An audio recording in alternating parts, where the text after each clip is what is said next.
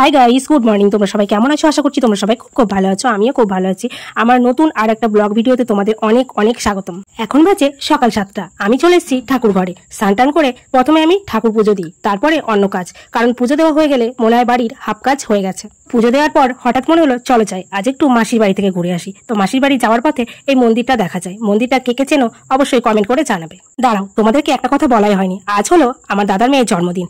তাই শোনা নিজের হাতে বানিয়েছে চাবি রিং বুনুর জন্য। আমার দাদার মেয়ের নাম ত্রিধা, দেখতে পাচ্ছ এখানে লেখা আছে। সো গাইস, আমি এখন চলে এসেছি মাসির বাড়ি। আর মাসি সকালবেলা আমাদের জন্য কি রান্না করেছে দেখো, লুচি, কাবলি ছোলা, সাথে রয়েছে মিষ্টি। এখানে আমার মাসির ছোট মেয়ে খাচ্ছে। তো আমার ছোট বুনুটা ভিডিও করতে খুব ভালোবাসে, তাই আমি গেলেই বলে ভিডিও কর, তাই করছিলাম। পাশে আমাদেরও খাবার রাখা আছে, দাঁড়াও দাঁড়াও তোমাদেরকে দেখাই। তো দেখতে পাচ্ছ আমাদের থালা এখানে সাজানো, ঘুগনি, মিষ্টি, সাথে রয়েছে লুচি। মাসির বাড়িতে অনেকটা সময় কাটিয়ে ফেলেছি, এখন আমি যাবো বাড়ি। আর বাড়ি যাওয়ার পথে একটা জিনিস থেকে আমি অবাক হয়ে গেলাম। রাস্তায় দেখলাম এরকম জিলিপি, তাই আমি আর লোভ সামলাতে না পেরে নিয়ে চলে এলাম।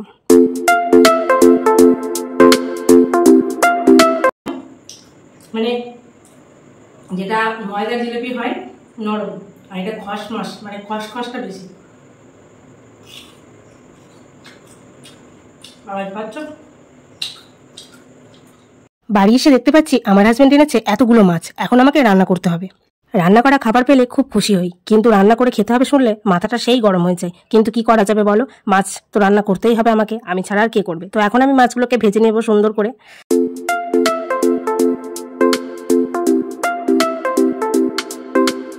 টাটকা মাছ হলে উল্টানো খুব সমস্যা হয়ে যায়, কারণ টাটকা মাছে তেল যেন টেনে ধরে, কিন্তু বরফ দেওয়া মাছ হলে উল্টাতে খুব সুবিধা।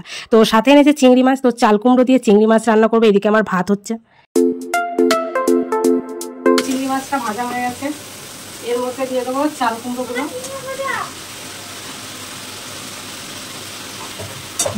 এই চিংড়িগুলো ভালো না মামা? হ্যাঁ ভালো মজা আছে। এই একটুখানি লঙ্কা গুঁড়ো, তারপরে এইটুকু হলুদ গুঁড়ো, এটা দিয়ে তুলি। এই যে এইটুকু পরিমাণে লবণ, না হলে বেশি হয়ে যাবে।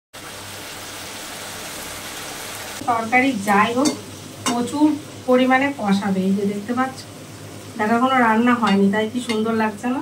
বাড়িতে রান্না হচ্ছে চাল কুমড়ো দিয়ে, চিংড়ি মাছ দিয়ে, মাছের মাথা দিয়ে তরকারি, আর এটা হচ্ছে ভাত।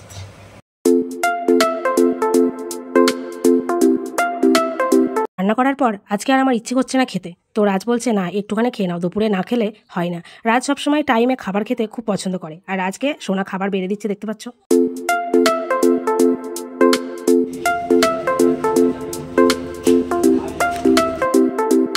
গুড ইভিনিং, এখন বিকেলবেলা, তাই আমি খাবো 1 কাপ চা, থাকবে 2টো বিস্কুট।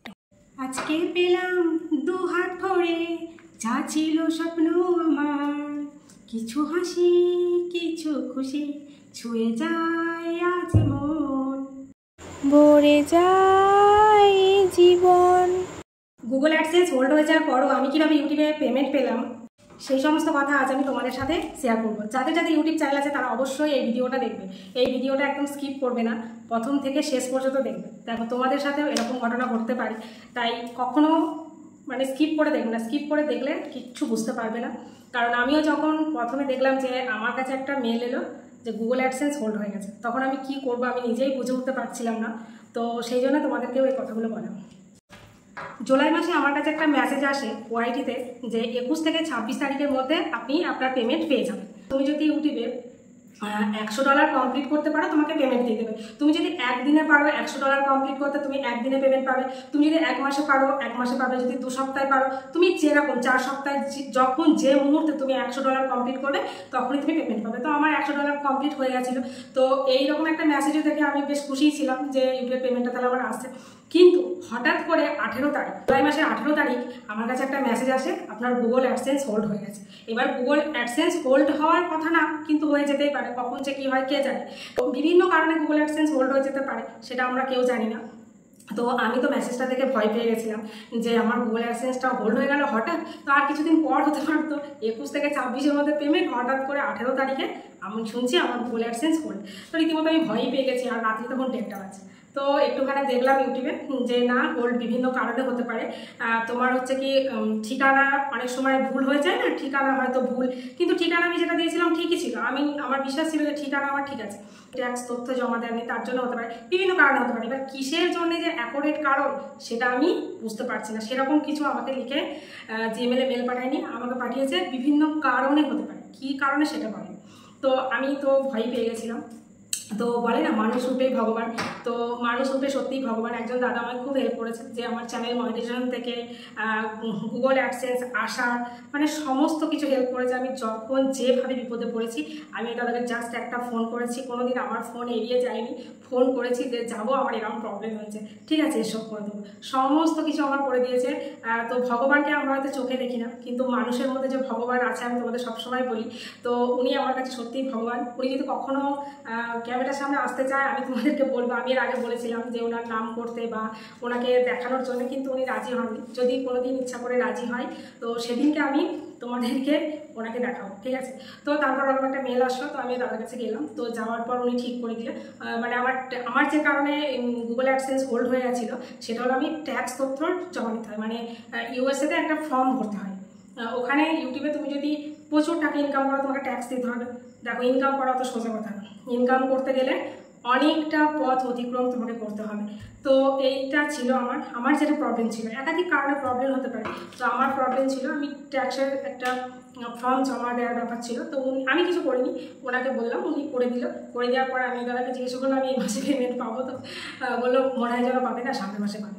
তো ভগবানের অশেষ কৃপা, আমি ঠিক করিয়েছিলাম 22 তারিখে আমি ঠিক করিয়েছিলাম, কারণ আমি খুব ব্যস্ত ছিলাম একটু অন্য কারণে, তো তার জন্য আমার করা হয়নি। 22 তারিখ ঠিক করানোর পর 23-24 তারিখে তোমার হচ্ছে কি আমার কাছে মেসেজ চলে আসে যে আপনার টাকা চলে গেছে, এরকম পেমেন্ট চলে গেছে, এরকম একটা মেসেজ আসে। তারপরে সকালবেলা উঠে, সেদিনকে যত সম্ভব শুক্রবার ছিল, শুক্রবারের দিন মানে সকালবেলায় মানে ব্যাংক খোলা মাত্রই পেমেন্টটা করে দিয়েছে। তো আমি তোমাদেরকে বলেছিলাম যে আমার গুগল অ্যাডসেন্স হোল্ড হয়ে গেছে, তো সেই সমস্ত হোল্ড সমস্ত কিছু ঠিক হয়ে গেছে ফাইনালি। আমরা দেখতেই পাচ্ছ আমি কতটা খুশি আছি, পেমেন্ট পেয়ে গেছি। তোমাদের সামনে আমি গুনছি, তোমরা যদি গুনতে পারো তাহলে ভালো, ঠিক আছে, সবাই গুনে নেবে, ঠিক আছে। আমি কিন্তু গুনবো না বা বলবো না, কারণ ইউটিউব থেকে কে ক টাকা পাই কেউ কখনো বলে না, তাই আমিও বলবো না। তো তোমরা যদি গুনতে পারো তো ভালো। তবে এটা দিয়ে কী হতে পারে আমি তোমাদের বলছি। একটা ছোট্ট মঙ্গলসূত্র হতে পারে, দুটো কানের হতে পারে, তারপরে পায়ের তোড়া হতে পারে, মানে অনেক কিছু হতে পারে। এবার তুমি যেটা নেবে তোমার চয়েস, তোমার 10-20টা শাড়িও হতে পারে, আবার একটা শাড়িও হতে পারে, যে যেরকম দামে নেবে, ঠিক আছে। তো আজকে তোমাদের সাথে এইটুকু শেয়ার করলাম। আজকে ভিডিওটা আমি এখানে এড করছি, আবার তোমার সাথে দেখা হচ্ছে নতুন একটা ফ্রেশ ভিডিওর সাথে। তখন সুস্থ থেকো, ভালো থেকো, আর অল টাইম স্মাইল করো, আর আমার ভিডিও দেখতে থাকো, আর তোমরা প্রত্যেকে একটা করে ইউটিউব চ্যানেল খুলতে থাকো। টাটা।